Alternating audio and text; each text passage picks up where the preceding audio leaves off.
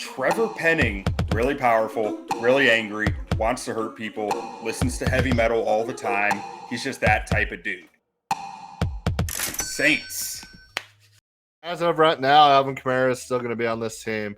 Derek Carr. But then we look at the receivers. Michael Thomas may or may, I guess he's back technically. But is he back? I mean, we'll see. But Chris Olave is one of the best assets on this team. I think he's an absolute stud. He was one of my favorite receivers in the draft last year. And then, can I throw a few Olave stats at you real quick? Yeah. So, number 6 in the NFL last year in yards per route run, 14th highest grade receiver per PFF.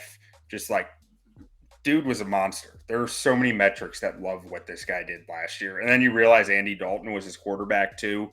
There's a lot of reasons to be buying Chris Olave. I like Chris. I mean, we did the whole pre-draft last year and everything. I mean, he was my favorite receiver coming into the draft. And I would say, looking back, Garrett Wilson's now my favorite receiver in that draft. But, I mean, Chris Olave is still right there with him.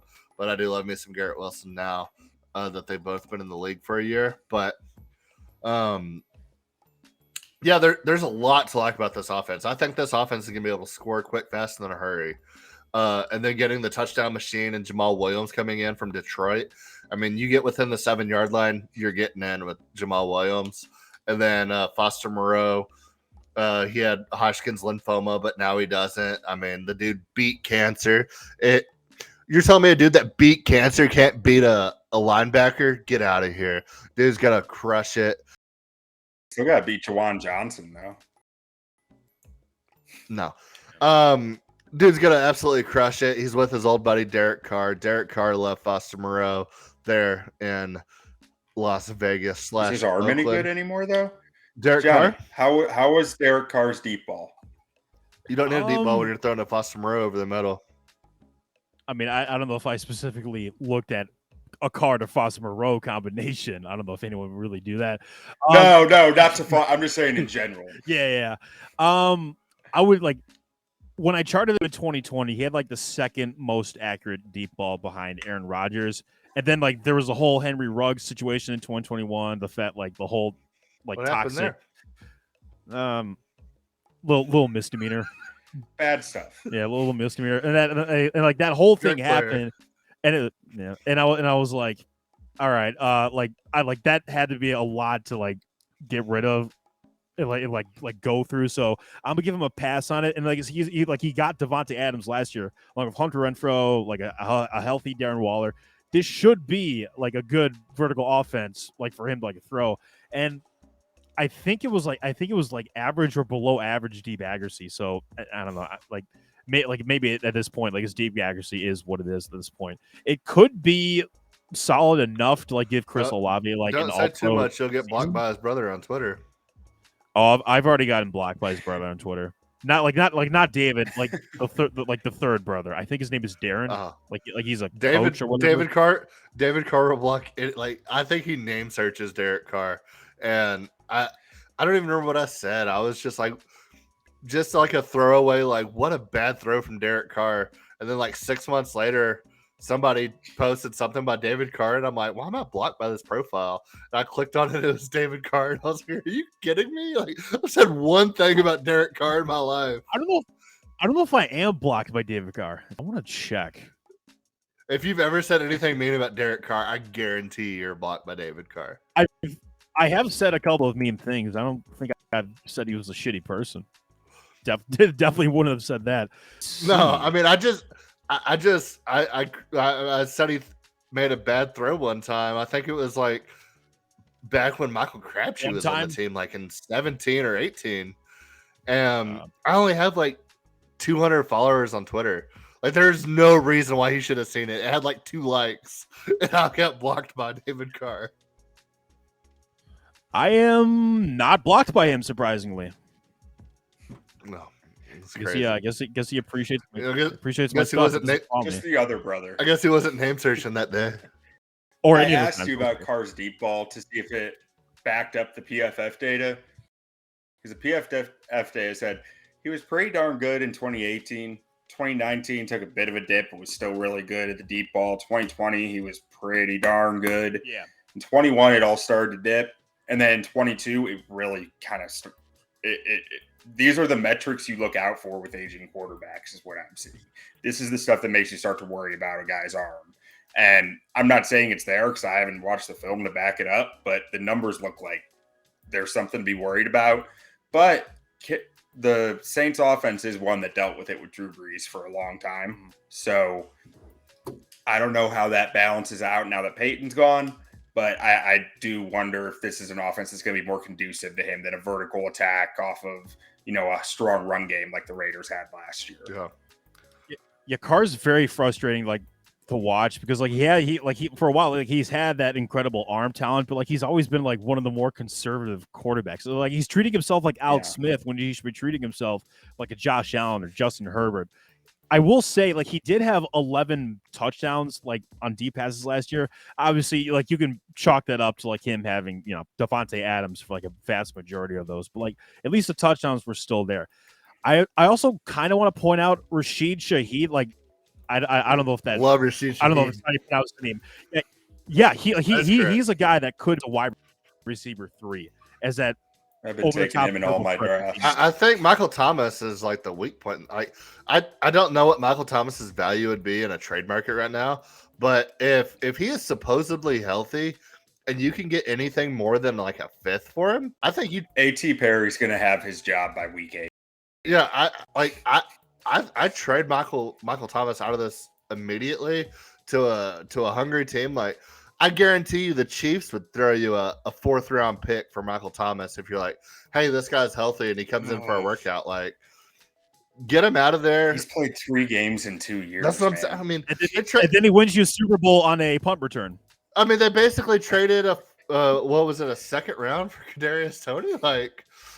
I think they'll give a 4th for Michael Thomas. Oh no, man! Kadarius Toney is what, 23? Michael Thomas is 30. Is he 30 already? 30. Mm-hmm. Yeah, he was 23 in 2016, his rookie season. Oh my! I didn't realize he was that old coming out. Well, he's been inactive for a while. Now, on the bright side, they do got some depth behind Michael Thomas. I mean, they got Traquan Smith, they got Rashid Shaheed, they got Brian Edwards. Kirk Merritt is super talented. He's never done anything in the NFL, and he's had some issues off the field. He's really talented. They got James Washington, Kiki Cutie, Lynn Bowden Jr., Kwan Baker. They got some. One of these guys has got to work. That's what the depth here feels. They also drafted one of my favorite sleepers at quarterback, and Jake Haener out of Fresno State. I absolutely loved him coming out of this draft. Another Fresno State guy behind Derek Carr. They also you said Brian Edwards. He was another Carr guy. Yeah. Mm-hmm. But I mean, I forgot about looking at this team from top to bottom. I mean, you got Tyrann Mathieu coming home. I don't know how many people listening remember. I don't know how many people watch both NFL and NCAA consistently, but Tyrann Mathieu at LSU is one of the greatest highlight tapes you'll ever see. If you ever get bored at night and you don't have anything to watch, just type in Tyrann Mathieu LSU, and the dude's coming home. I don't know what that means at this point in his career, but by God, he was there last year. Was he there last year? Yeah. Oh man, I'm a year late then. He was real good for him last year. By God, I don't know Tyrann if Mathieu he got LSU hurt, but was one of my favorite players of all time. So one last thing I want to touch on this offense that this terrifies me about the Saints, about betting them to win the division, anything. Trevor Penning, really, really good run blocker, really powerful, really angry, wants to hurt people, listens to heavy metal all the time. He's just that type of dude. But he did not look like he could pass block for his life last year. Be nice or we'll find you. I mean, yeah, you're right. You're 100% right. He might attack me, but it scares me that he is on the blind side of this O-line until he shows that he can pass protect. He got hurt early last year. Maybe it's a developmental thing. he wasn't really asked to do it. I believe it was Northern Iowa where he went to college. It was a very run-heavy offense, and it might have not even been Northern Iowa. It might He have was been one of your smaller favorites than coming out of that but draft. I just loved how angry he was. He was fun to watch. I mean, he's angry. Yeah. Someone pissed in his Cheerios, and he is not happy about it. Like, No, looking at this team from top to bottom, I mean, looking at the odds and everything, like I like this team to win the division just because I think Derek Carr is a proven commodity in the league. And even if Kamara gets suspended, I think Chris Olave is that good. I think Foster Moreau is that good. I think Rashid Shaheed's that good.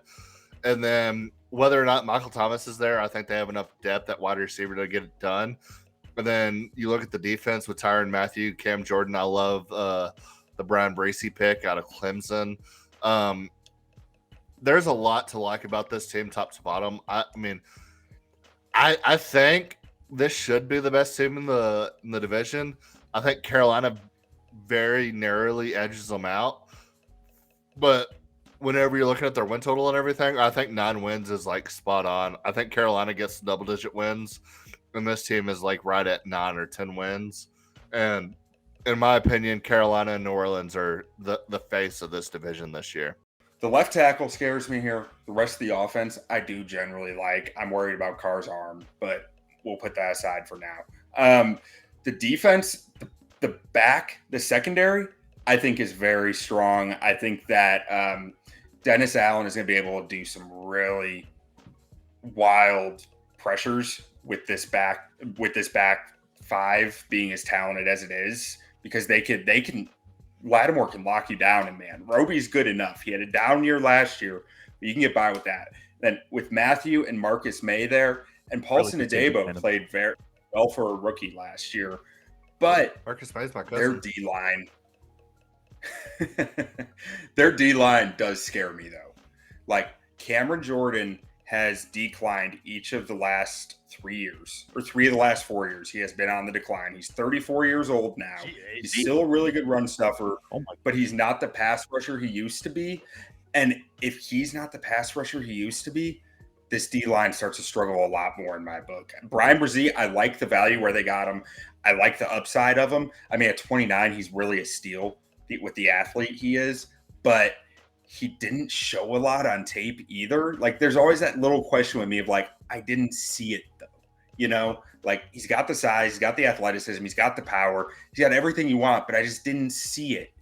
I didn't see it all click on the field for him. And if it clicks for him, and if Foskey can be a good rookie edge rusher, which we're talking rookies here, rookies aren't usually good, but like, if they both can be good rookies, I start to really like this defense. But if not, I'm really scared after they lost Onyemata, Tuttle, and Street on the interior. Those are three guys who ate up a lot of snaps for you.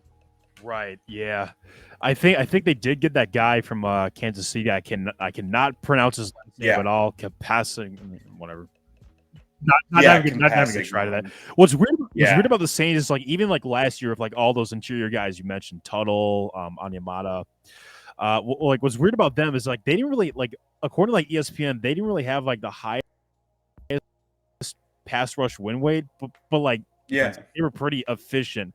They just did it without like consistently pressuring guys for some reason. I like you said, like, I just wonder if they're going to be able to do that, like, with the decline of that pass rush in terms of depth and talent. And like you said, Cameron Jordan is not getting any older. Or any younger, I should say. If he wasn't getting older, that'd be awesome for them.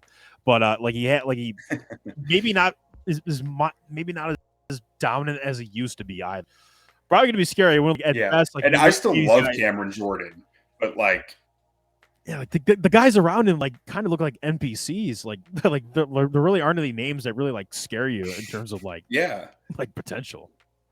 Yeah, they're counting on Brzee and Foskey to be impactful pass rushers, essentially, is what I'm seeing. And I don't like counting on rookies to be anything more than rookies, you know?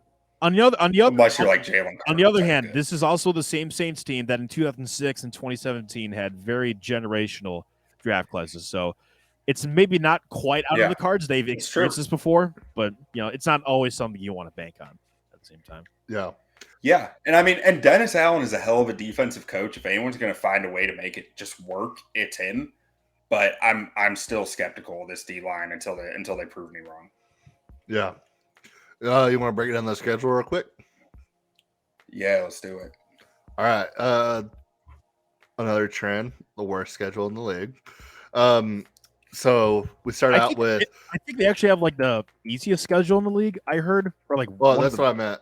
The easiest one. Yeah, easiest. That's what we mean by 32. Yeah, easiest.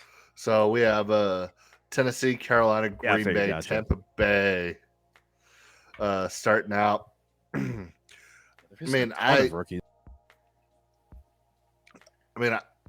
I could see 3 wins right there. I had them losing to Carolina, I think I had them losing to Carolina as well, so we'd say 2-2. At Carolina, Monday Night Man, I don't know if I think this division's just gonna like run shop on Green Bay. That's the thing that's like pausing me because I keep giving Green Bay losses, and I don't know if they're just gonna run all over them. Yeah, I think every team's beat Green Bay so far, but I'll say 2-2 there. I'll give it to them. We're not talking about Green Bay tonight. Yeah, I'll say they're 2-2 there. They still have Joe Barry. Like, does anyone really trust Joe Barry at all? Yeah, I don't know if I do. Yeah, no one should. And then we'll go to the next 4: at New England, at Houston, at Jacksonville, at Indy. I think that's another 2-2 stretch. I think they're 4-4 8 weeks in. I honestly think I might give New England the win. Like, I don't trust Carr against. I'm giving it to New England. Yeah, I'm giving New England the win. I'm saying they're going to win at Houston. They're going to win at Indy, and lose to Jacksonville and New England. And Indy causes pause for me. I'm going to give it to New Orleans, but Indy causes pause for me. Yeah, I don't think it's crazy to say they're 2-2 4-4 8 weeks in. Not soon, like. Not 2-2. Not that bold. And then you got Chicago, Minnesota bye week, Atlanta, Detroit, Carolina. I think that's a 3-2 stretch for them. I think they can probably beat Chicago and Minnesota, and then win one of. They can't beat Kirk Cousins. Then win one of. They almost Detroit, did in London last year. They almost did in London last year, and that was with Andy Dalton. But yeah, so Kirk Cousins is the ultimate Saints killer. I think they're 7-6 going down the stretch. I think they're 7-6 going down the stretch, in my opinion. We're got like 6-6 right now, so I'm still against Carolina. I'm letting them split with Carolina. So 7-6. Okay, and then Giants, Rams, Tampa Bay, Atlanta. I think they win all 4 of those and go 11-6.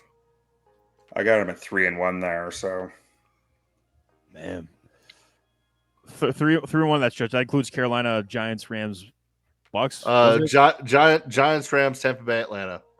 I want to give the Giants the win, but like in New Orleans, I'll give it to New Orleans. Yeah, New Orleans under the dome is an entirely different beast. Yeah. I mean, and then the Rams, they're going to beat. Now, you know what? I'll flip on Tampa. I'll put them at 9. Okay.